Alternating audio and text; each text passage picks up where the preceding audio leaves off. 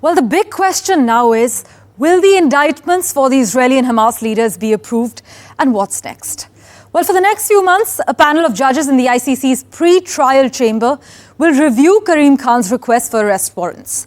Basically, the pre-trial chamber needs to establish that there are reasonable grounds that the people in question have committed a crime within the ICC's jurisdiction. I must mention, though, requests have been denied in the past, although it is uncommon. At this point, we cannot ignore that there is concern that Israel's allies may try to pressure the judges to decline the chief prosecutor of the ICC, Karim Khan's arrest warrants for the Israeli leaders. Any arrest warrants could have real and symbolic consequences, though, for the accused, including possible arrests if they travel to countries that are members of the ICC.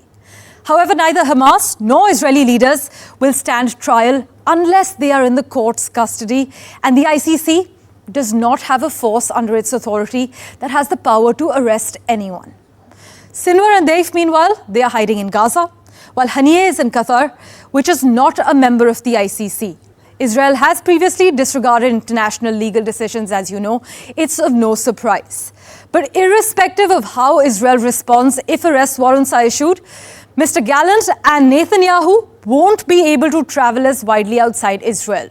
As Prime Minister, Mr. Netanyahu may not face the threat of arrest if he travels to the United States, which is not party to the Rome Statute, the treaty that actually established the ICC.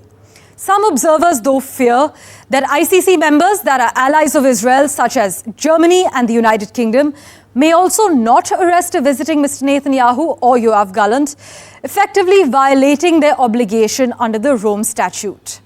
But how have Hamas and Israel responded? Well, Hamas's leadership has called on the chief prosecutor of the ICC to cancel the arrest warrant requests against its leaders.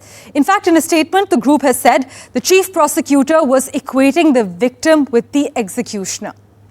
Israeli politicians, meanwhile, including Benjamin Netanyahu, have also rejected the requests. In fact, Mr. Netanyahu has said, "I reject with disgust the comparison of the prosecutor in The Hague between democratic Israel and the mass murderers of Hamas." This is what the Israeli Prime Minister has said. Israeli War Cabinet member Benny Gantz and some far-right ministers are also accusing Karim Khan of anti-Semitism.